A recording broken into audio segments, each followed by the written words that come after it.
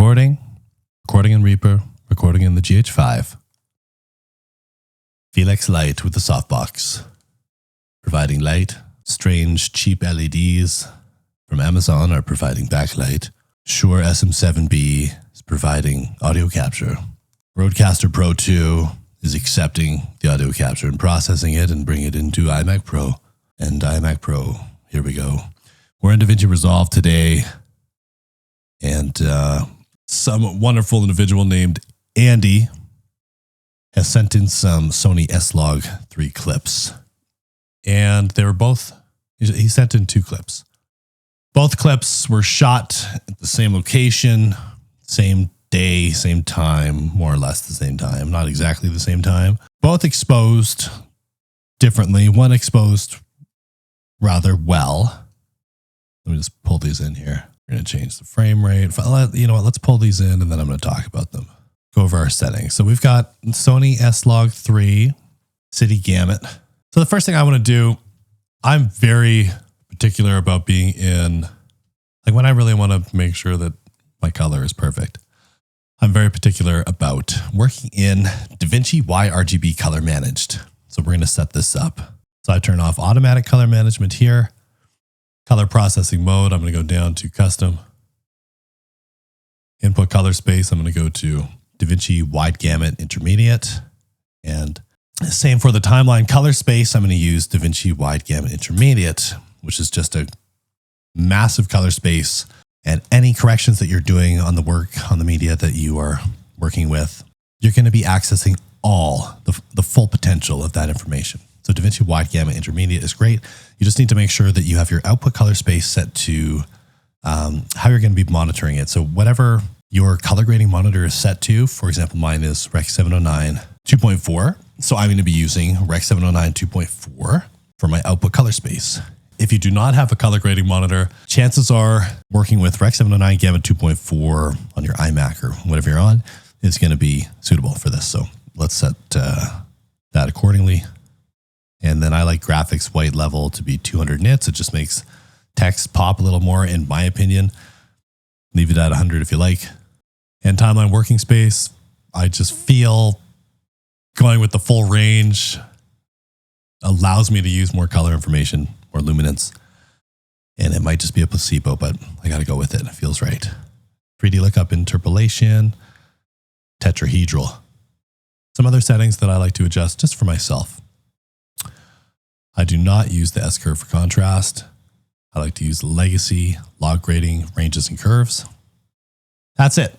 Okay, so the 2 clips that I have here, I'm just going to I'm going to select these 2 clips, create a new timeline. I'm going to call this Andy Hoo-Ha. And I have my timeline resolution set to 1920 by 1080. 23.976 is my frame rate. Now let's go over to the timeline. Right into the color page.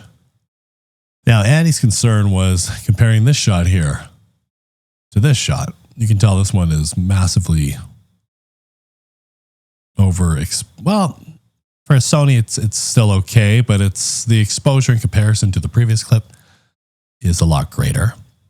So he wanted to see what I would do in terms of trying to best match these 2 shots together. So that's what we're going to do today. Now, the first thing I'm going to do, right click on both of these. And I'm going to change the input color space.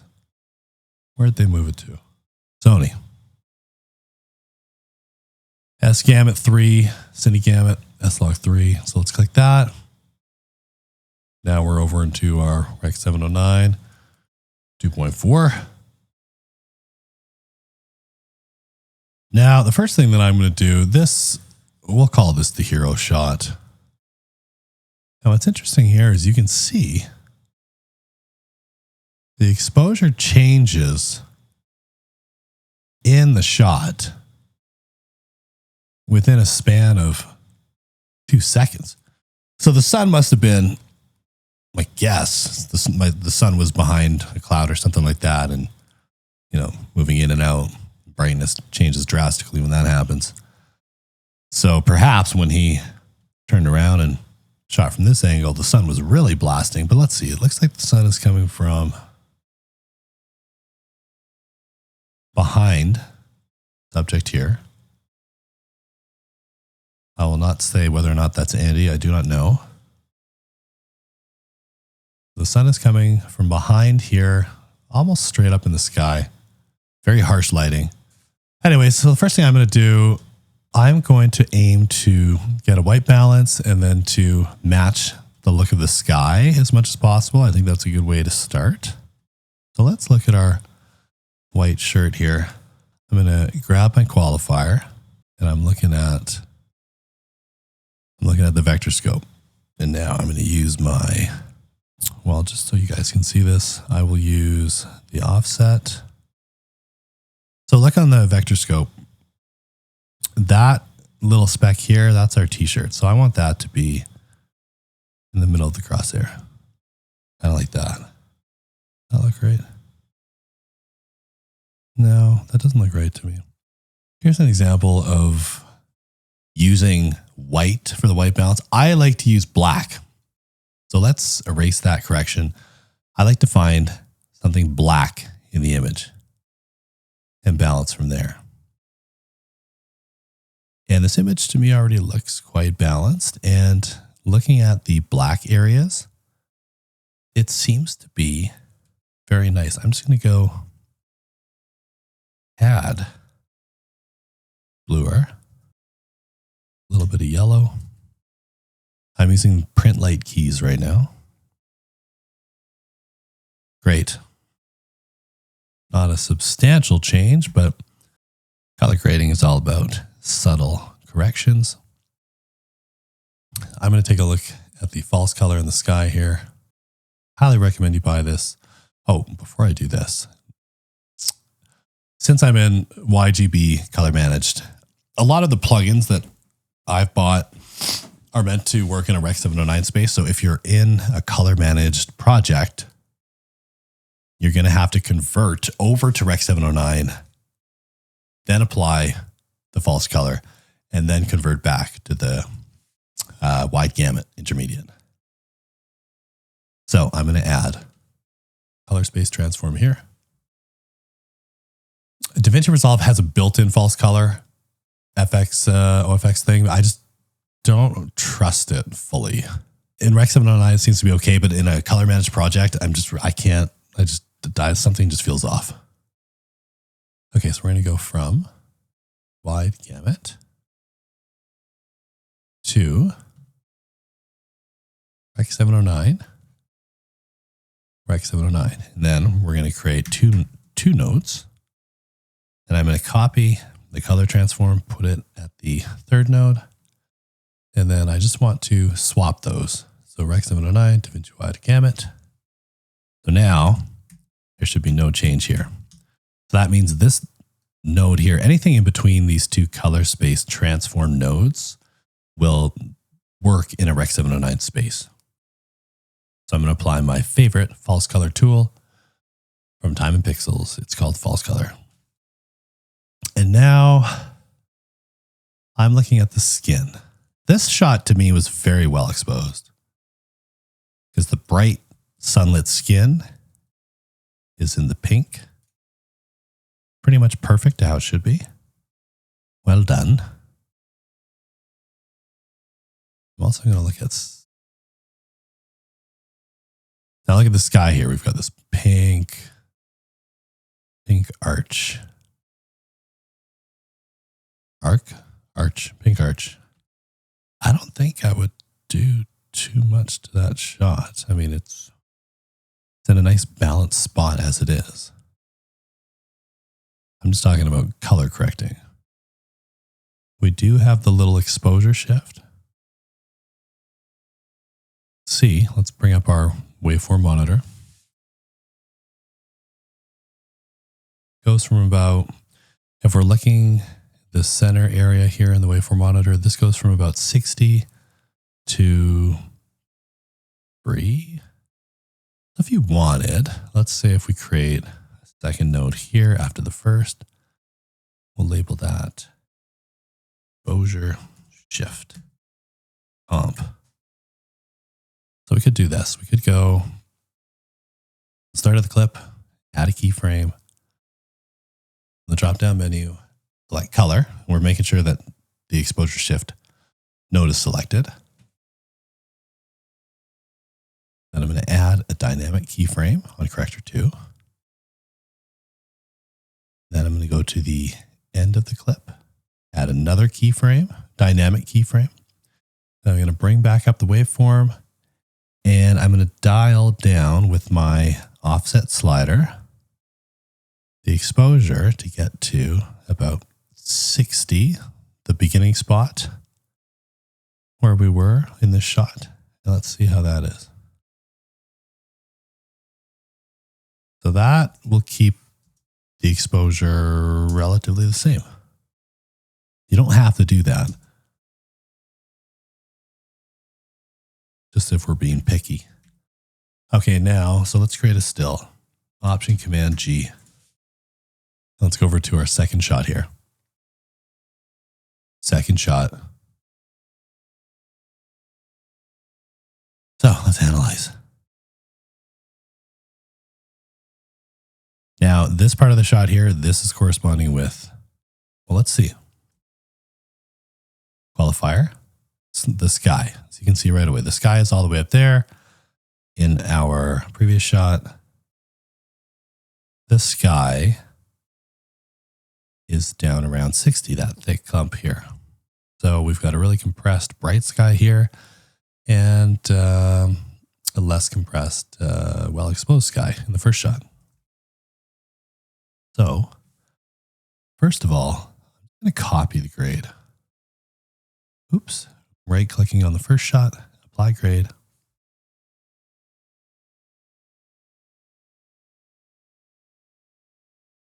I'm going to delete the exposure shift.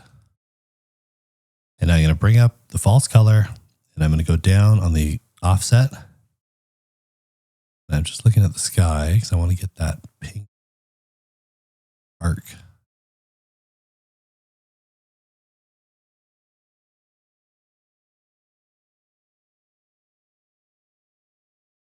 Now everything down here seems to be insanely dark, which is okay.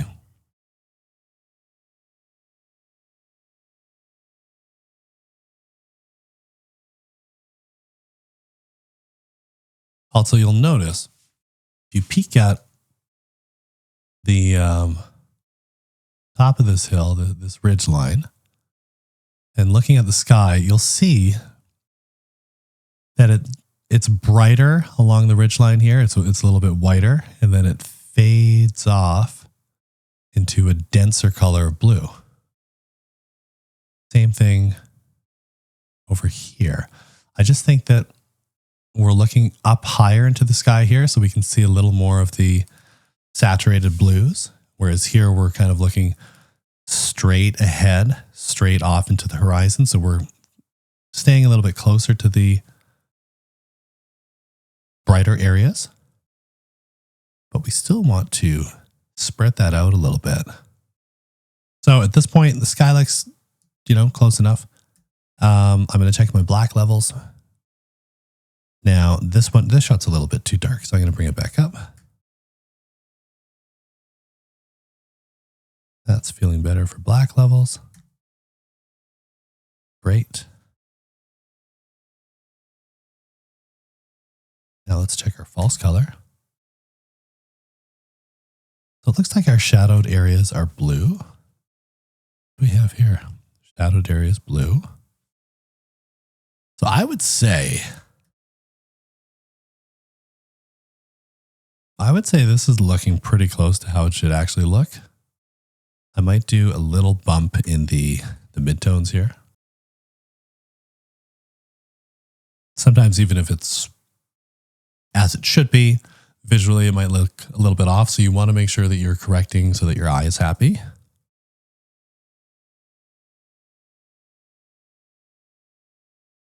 How's this peak up here? False color. Green. They're all green. Pink. We want to go brighter on that. Let's bump up our highlights a little bit.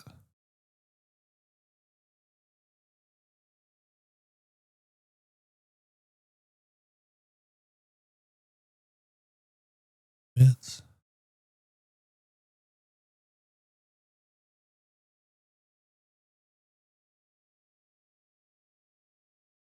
Okay, now I'm going to look at the sky. Create a parallel node. I want to work off the original information here. So for this one, I'm going to create a gradient mask.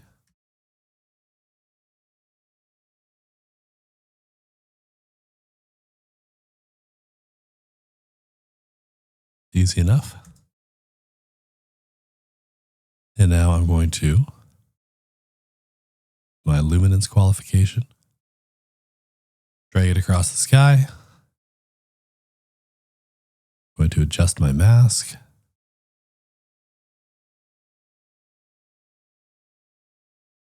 Go. Okay. So first thing I'm going to do, I'm going to go down to my secondary curves here. Hue versus luminance. And I'm going to drag that down. Is that going to do anything? Just a little. And now I'm also going to just go down on my offset slider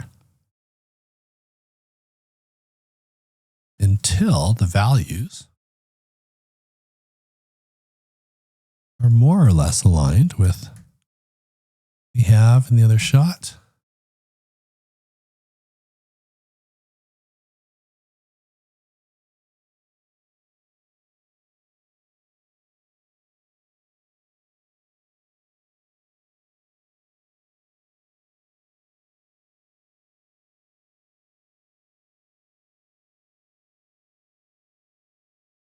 I think about there is nice and close.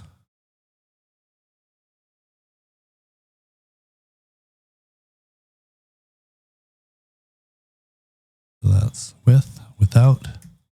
So we fixed the sky. I'm happy with the sky. Let's check the saturation there.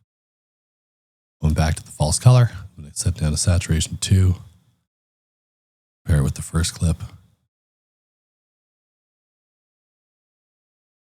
A little more saturated on the first clip, so I'm going to bump it up over here on the same node that I corrected the sky with.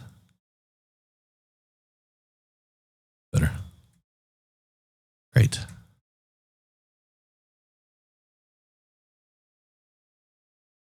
And then from this point on, it's essentially just to taste. Let's check out our black-white balance first. That's something I should have done at the beginning, right?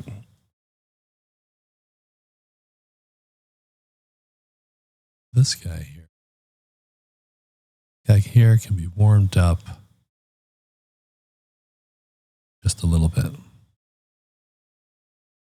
That might be, oh, that's way too much.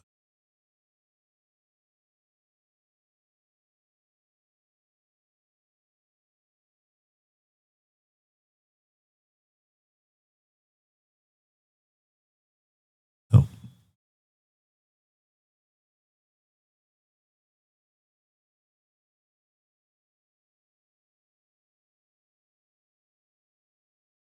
I think that's it right there. Take a look at both of these. I'm going to highlight both clips on the timeline there. Split screen on. Where are we? Selected clips.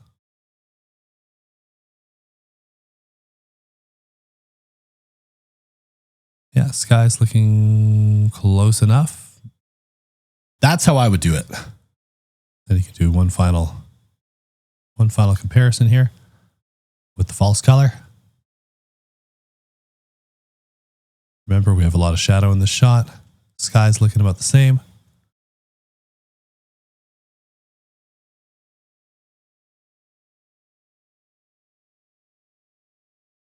And I'm going to say that's pretty good.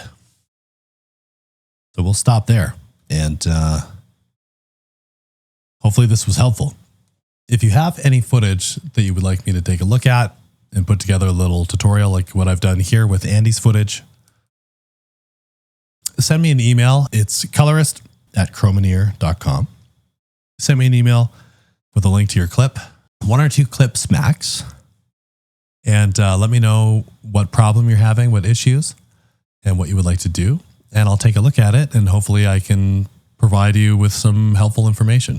Thank you for watching, and I'll be back tomorrow. Take care.